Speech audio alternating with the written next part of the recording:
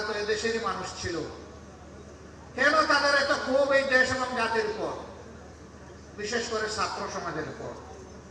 কারণ সব দেশে সব সমাজে যুবক এবং ছাত্ররা সবসময় তাকে অন্যায়, দুঃশাসন এবং নির্যাতনের বিরুদ্ধে। ফ্যাসিস্ট দলের নেত্রী তার সহকর্মীদেরকে ঢাকায় লইজবইটা দিয়ে নিয়ে হাজির হওয়ার জন্য আহ্বান জানিয়েছিলেন। প্রকাশ্য দিবালোকে রাজপথে সেদিন পল্টন মোড়ে মানুষগুলাকে নির্মমভাবে পিটিয়ে পিটিয়ে হত্যা করা হয়েছিল। তাদের লাশের উপর বিকৃত রুচির সেই লোকগুলা উঠে নর্তন কীর্তন করেছিল। হত্যাকারী, হত্যার নির্দেশদাতা, পরিকল্পনাকারীদের বিরুদ্ধে মামলা হয়েছিল, কিন্তু ক্ষমতায় এসে ক্ষমতার গরমে সেই মামলা তারা গিলে ফেলেছিল। হ্যাঁ, সাময়িকভাবে গিলেছেন, কিন্তু হজম করতে পারেননি। এটা আপনাদের বদ হজমের কারণ হবে ইনশাআল্লাহ। সেদিনকার হত্যাকাণ্ড থেকে শুরু করে 2009 সালের 10 জানুয়ারি ক্ষমতায় আসার পর থেকে ধারাবাহিকভাবে যতগুলা হত্যাকাণ্ড সংগঠিত করেছেন তার সবগুলার বিচার এই বাংলার মানুষ চায়, এই বাংলার মাটিতেই দেখতে চায়। একজন অপরাধীও যেন এখান থেকে বাঁচতে না পারে তা আমরা দেখতে চাই। তাতে সময় যা লাগুক দেখে বিচার করতেই হবে। এরা রাজনৈতিক দল হতে পারে না। যারা ক্ষমতায় বসে দায়িত্ব জ্ঞানহীনতার পরিচয় দেয়, দায়িত্বশীলতার পরিচয় দিতে পারে না, নিজের দেশের মানুষকে হত্যা করে গদি রক্ষার জন্য, তারা কখনো রাজনৈতিক দল হতে পারে না। তারা একটি সন্ত্রাসী দল। ইতিমধ্যেই সরকার তাদের সন্ত্রাসী ছাত্র সংগঠনকে নিষিদ্ধ ঘোষণা করেছে। এদের হাতে কত মায়ের মুখ খালি হয়েছে, এক আবরার ফাহেদ নয়, এরকম আবরার ফাহেদের মতো কত লোক, কত ছাত্রকে, আমাদের কলিজার টুকরাকে তারা নির্মমভাবে হত্যা করেছে। এরা প্রত্যেকটি শিক্ষা প্রতিষ্ঠানকে অস্ত্রাগারে পরিণত করেছিল, মদের বোতল আর অস্ত্র দিয়ে ভরে রেখেছিল, গণরুম তৈরি করে নির্যাতন চালাতো, নামাজি ছাত্রদেরকে নামাজে দেখলেই শিবির ট্যাগ দিয়ে তাদের উপর ঝাঁপিয়ে পড়ত। আবরার ফাহাদের দুটি দোষ ছিল। একটি ছিল সে আধিপত্যবাদের বিরুদ্ধে কথা বলেছিল, আরেকটি হলো সে নামাজ পড়ত। এই দুটি তাদের কাছে অসহনীয় ছিল। এই জন্য নির্মমভাবে তাকে পিটিয়ে তার জীবন প্রদীপ নিভিয়ে দেওয়া হলো। এটা শুধু ঢাকা বিশ্ববিদ্যালয়ের বুয়েট নয়, সারা বাংলাদেশের সমস্ত শিক্ষা প্রতিষ্ঠানকে চর দখলের মতো তার দখল করে নিয়েছে। এমনকি আমাদের মেয়েদের, কমলমতি মেয়েদের বিদ্যাপীঠগুলাকেও তারা কলুষিত করেছে। এই কথাগুলা বলতে হৃদয় ভেঙে যায়, লজ্জায় মাথা নত হয়ে আসে। এই জন্য এই কথাগুলা, এই চিৎকারগুলা দিতে পারি না, বলতে পারি না। কেমন অত্যাচার আমাদের মেয়েদের উপর করা হয়েছে। সম্মানিত ভাইয়েরা, এরা তো এদেশেরই মানুষ ছিল। কেন তাদের এত ক্ষোভ এই দেশ এবং জাতির উপর, বিশেষ করে ছাত্র সমাজের উপর? কারণ সব দেশে সব সমাজে যুবক এবং ছাত্ররা সবসময় তাকে অন্যায়, দুঃশাসন এবং নির্যাতনের বিরুদ্ধে। এরা কখনো দুঃশাসন এবং দুর্নীতিকে মেনে নেয় না, আর তারা এই দুইটাই জাতিকে উপহার দিয়েছিল। এই জন্য ছাত্র সমাজ দফায় দফায় আন্দোলন করেছে। 18তেও তারা আন্দোলন করেছে, পরবর্তী পর্যায়ে রোড সেফটি আন্দোলন করেছে, সর্বশেষ 24-এ এসেও তারা আন্দোলন করেছে।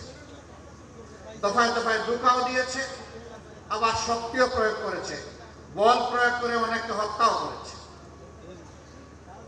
এই আন্দোলনে 2000-এর কম বেশি আমাদের কলিজার টুকরা সন্তানেরা, যুবকেরা, শ্রমিকেরা যারা নিহত হয়েছে, আমি তাদের আত্মার প্রতি গভীর শ্রদ্ধা জ্ঞাপন করছি এবং মাহবুদের দরবারে দোয়া করছি, আল্লাহ তাদের সকলকে শহীদ হিসাবে কবুল করুন। যারা আহত পঙ্গু হয়েছে তাদের জন্য দোয়া করি, আল্লাহ তাআলা তাদেরকে সুস্থতার নিয়ামত দান করুন। ঢাকা মেডিকেলে 7 তারিখ আমরা গিয়েছিলাম আহতদেরকে দেখতে। হাত কাটা, পা কাটা, চোখ নেই। বিছানার পাশে দাঁড়িয়ে বিছানায় বসে জিজ্ঞাসা করেছিলাম কেমন লাগে। 77-এর 6 ফেব্রুয়ারি ঢাকা বিশ্ববিদ্যালয়ের কেন্দ্রীয় মসজিদ থেকে এই সংগঠনটির যাত্রা শুরু হয়েছিল। 2010 সাল পর্যন্ত ছাত্র শিবির তাদের বৈধ রাজনৈতিক একটা ছাত্র সংগঠন হিসেবে তাদের অধিকার প্রয়োগ করে সদস্য সম্মেলন করতে পেরেছে।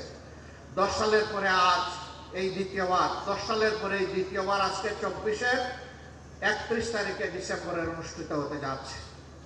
মাঝখানে না হওয়ার মূল কারণ, আমি সবার বক্তব্য শুনি নাই, সার্জিসের বক্তব্য থেকে চলে এসেছে। সার্জিস বলেছে এই সংগঠনকে নিশ্চিহ্ন করতে চেয়েছিল হায়নারা, তারা পারেনি। সত্যের উপর যারা দাঁড়িয়ে থাকে আল্লাহ তাদের সাথে থাকে। ইসলামী ছাত্র শিবির সত্যের উপর যতক্ষণ দাঁড়িয়ে থাকবে ততক্ষণ আল্লাহ তাআলা তাদের সাথে থাকবেন। ধৈর্যের উপর যতক্ষণ থাকবে আল্লাহ তাআলা ততক্ষণ তাদের সাথে থাকবেন। ছাত্র শিবির, তোমাদেরকে আজকে মূল দায়িত্ব নিতে হবে প্রতিষ্ঠিত ছাত্র সংগঠন হিসাবে। শিক্ষাঙ্গনে নৈতিকতা ফিরিয়ে আনা এবং শিক্ষাঙ্গনে শিক্ষার পরিবেশ ফিরিয়ে আনা। আমি তোমাদেরকে অনুরোধ করব, এই দুইটি গুরু দায়িত্ব তোমরা কাঁধে তুলে নাও। এতে যত স্যাক্রিফাইস তোমাদের করতে হবে সেই স্যাক্রিফাইসের জন্য তোমরা তৈরি থাকো। তারপরেও আমাদের শিক্ষা প্রতিষ্ঠানগুলো তোমরা মেরামত করে দাও। হ্যাঁ, এ কাজ তোমাদের একার নয় এবং একা পারবেও না। এই কাজের জন্য যারা আগ্রহী, সত্যি যাদের মনে সততা থাকবে, যাদের সেই দক্ষতা আছে এবং দেশপ্রেমের ব্যাপারে যারা আকর্ষণ, তোমরা সবাই মিলেমিশে হাতে হাত ধরে এই কাজটি করবে। এটা তোমাদের প্রতি আমাদের অনুরোধ। এইখানেই তোমাদের ঐক্য হবে, এই 3টা স্লোগানের ভিত্তিতে সকলের সাথে। যারাই এগিয়ে আসবে তাদেরকে বুকে আলিঙ্গন করে পরস্পরকে জড়িয়ে ধরে তোমরা সামনের দিকে এগিয়ে যাও। তোমাদের হাতেই আগামীর বাংলাদেশ শোভা পাবে ইনশাআল্লাহ। আমরা সেই যুবকদের হাতে বাংলাদেশ দেখার জন্য অপেক্ষায় আছি। ইসলামী ছাত্র শিবিরের এই অভিযাত্রায় এ পর্যন্ত যারা শাহাদত বরণ করেছে, আল্লাহ তাআলার দরবারে দোয়া করি আল্লাহ তাদেরকে তার মাবরুর বান্দা হিসেবে কবুল করুন। তাদের প্রতি আজীবন যাতে ইসলামী ছাত্র শিবির এবং আমরা সবাই শ্রদ্ধা জ্ঞাপন করতে পারি, আল্লাহ আমাদেরকে সেই দায়িত্ববোধ দান করুন। তাদের পরিবারগুলোকে আমরা যাতে শ্রদ্ধার সাথে ধারণ করতে পারি সেই শক্তি আল্লাহ আমাদেরকে দান করুন। আহত পঙ্গু যারা হয়েছে তাদের প্রতি আমরা গভীর কৃতজ্ঞতা জ্ঞাপন করছি। ছাত্র শিবির ছাড়াও বাংলাদেশের স্বাধীনতার পর যাদের উপরেই বিভিন্ন সময়ে হায়নারা ঝাঁপিয়ে পড়েছে, ফ্যাসিস্ট শক্তিগুলো ঝাঁপিয়ে পড়েছে, তাদের সকলের প্রতি আমরা গভীর সহানুভূতি প্রকাশ করছি। আল্লাহ তাআলার দরবারে দোয়া করি, হে রাব্বুল আলামিন, প্রিয় দেশটা ছোট্ট একটি দেশ, বিপুল সংখ্যক মানুষের দেশ। এই দেশকে ঘিরে হাজার জাতের ষড়যন্ত্র ঘরে বাইরে তুমি দেখতে পাচ্ছ। হে আল্লাহ, তুমি সামিউল বাসির, রাব্বুল আলামিন, ষড়যন্ত্রকারীদের সকল ষড়যন্ত্র তুমি ব্যর্থ করে দাও।